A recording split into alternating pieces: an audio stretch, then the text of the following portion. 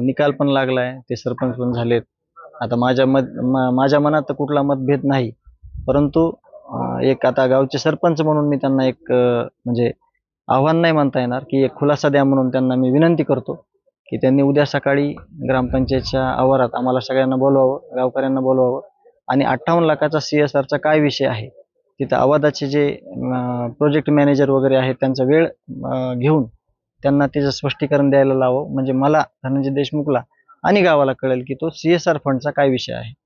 आता त्यांनी आरोप करत असताना तो खर्च केला, एकाच अकाउंटवरती केला अशा पद्धतीने देखील म्हणलं होतं. हा, मग ते स्पष्टीकरण आवादाचे अधिकारी देतील. आवादाचे अधिकारी हे कागदोपत्री देतील.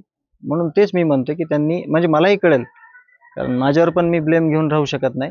त्यांनी हा स्पष्टीकरण त्याचं पुराव्यानिशी उद्या द्यावं अशी मी त्यांना विनंती करतो. 58 लाख रुपये जे प्रकार आहेत ते फंड झाले होते का, ऑनलाईन बँक ट्रान्झॅक्शन झालेलं आहे का, नुसतं नेमकं तुम्ही तर न्यायालयाला त्याच्यातलं एक जरी रुपयाचं CSR फंडिंगचं कुठलं ट्रान्झॅक्शन असेल ग्रामपंचायतच्या खात्यावर किंवा माझ्या वैयक्तिक खात्यावर किंवा अजून एखाद्याच्या खात्यावर, तर त्या CSR फंडाचं जेवढी रक्कम आहे तेवढी रक्कम मी माझी जी काही स्थायी प्रॉपर्टी आहे ती विकून ही गावाला समर्पित करीन, असा माझा शब्द आहे.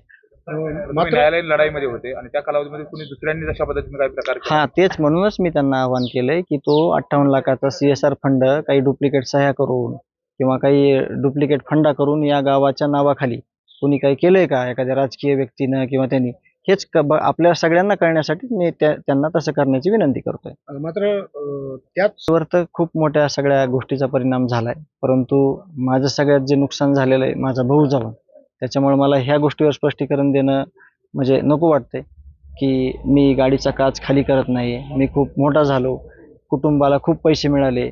असा देखील आरोप केला होता की जे समाजानं दिलेले पैसे कुटुंबाला ते धनंजय देशमुख आता इलेक्शनमध्ये सगळे खर्च करून टाकतील.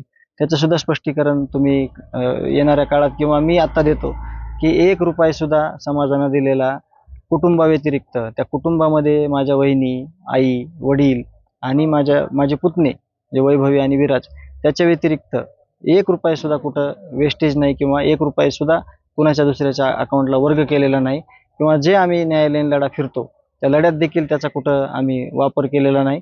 जे आपली रोजीरोटी करण्याचं साधन आहे, त्या साधनातून आपण, शेतीतून आपण ह्या सगळ्या गोष्टी करतोय, म्हणून ते सुद्धा एक आरोप होता. परंतु ह्या सगळ्या गोष्टीला काही तथ्यहीन गोष्टी आहेत.